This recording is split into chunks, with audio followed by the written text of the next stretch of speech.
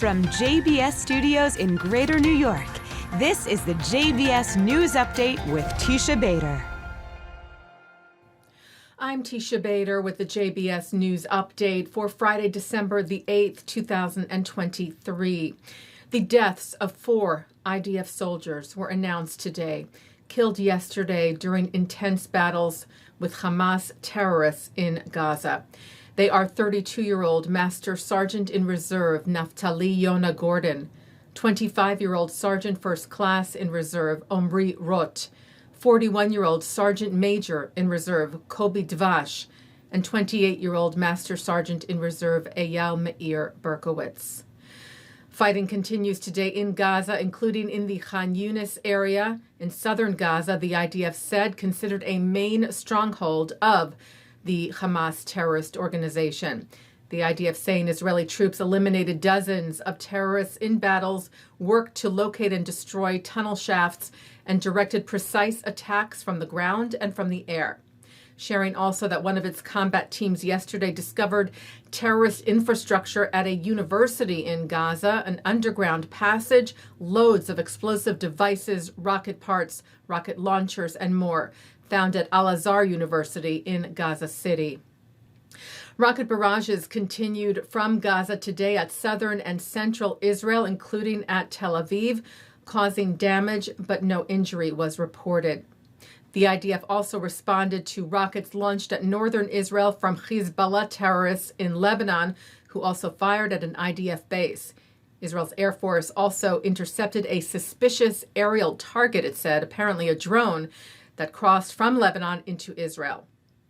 And an IDF soldier was hurt in the West Bank today, the IDF saying terrorists fired at an IDF force that was operating in a military position in the Menashe Brigade. The fighters responded by shooting at the terrorists. The injured soldier was taken to the hospital for treatment. Well, the UN Security Council held an emergency session on the Israel-Hamas war today to vote on a proposed resolution calling for an immediate humanitarian ceasefire, something Israel firmly opposes, as does the United States. Deputy U.S. Ambassador to the UN, Robert Wood, told the council as much and called out the council for its moral failure, he said, regarding the atrocities of the Hamas massacre on October the 7th. This council's failure to condemn Hamas's October 7th terrorist attacks, including its acts of sexual violence and other unthinkable evils, is a serious moral failure. And it underscores the fundamental disconnect between the discussions that we have been having in this chamber and the realities on the ground. Wood said Hamas continues to pose a threat to Israel, a threat, he said, no government would allow to remain on its borders. For that reason, while the United States strongly supports a durable peace in which both Israelis and Palestinians can live in peace and security, we do not support calls for an immediate ceasefire. This would only plant the seeds for the next war, because Hamas has no desire to see a durable peace, to see a two-state solution. U.S. President Joe Biden spoke with Israeli Prime Minister Benjamin Netanyahu yesterday, the White House said, about the developments in Gaza.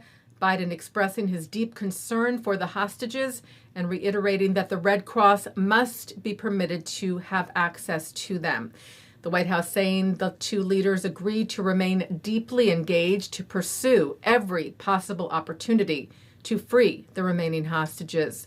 Biden also, the White House said, underscored the importance of humanitarian aid into Gaza and welcomed the recent Israeli decision regarding fuel getting into Gaza, but stressed that more aid was urgently required. And Biden stressed the critical need to protect civilians.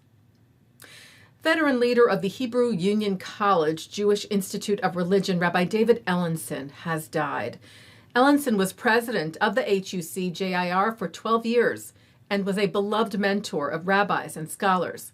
Current President Andrew Rayfeld said it is impossible to overstate David's importance to the Jewish people, Reform Judaism, and to Hebrew Union College Jewish Institute of Religion in particular. His scholarship and depth of knowledge were world-renowned, and his humility, warmth, generosity of spirit, and deep concern for each individual inspired all of us who had the privilege to know him. Ellenson died yesterday. He was 76 years old. President Biden last night shared greetings for the first night of Hanukkah, and Second Gentleman Douglas Emhoff took part in the annual lighting ceremony of the national menorah outside the White House last night, wishing the crowd a happy Hanukkah on behalf of the president, the vice president, and the administration, but also noted the difficulty in feeling festive and happy at this moment. Normally, this is a time of celebration and joy. I want us to celebrate Hanukkah. And I know right now that might seem a little far-fetched to some of you. I know you're in pain. I'm in pain. I know a lot of us are feeling unmoored and afraid. We've not seen anything like this moment, and I know it's scary. Emhoff staunchly condemned anti-Semitism and recent incidents and reaffirmed the strength of the Jewish people. We cannot live in fear or be afraid. We must always live openly and proudly as Jews. Happy Hanukkah.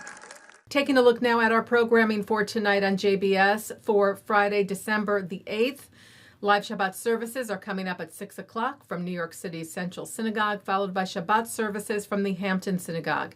At 8:30, Rabbi Ammiel Hirsch talks about Hanukkah. At 9, it's the film A Cantor's Tale. At 10:30, we replay services from the Hampton Synagogue and then a replay from Central. And coming up next, it's Shlomo Riskin, as well as the lighting of the candles for the second night of Hanukkah. And that's the JBS News Update for Friday, December the 8th, 2023. I'm Teisha Bader, wishing you a safe and happy Hanukkah, a Shabbat Shalom. Am Yisrael Chai.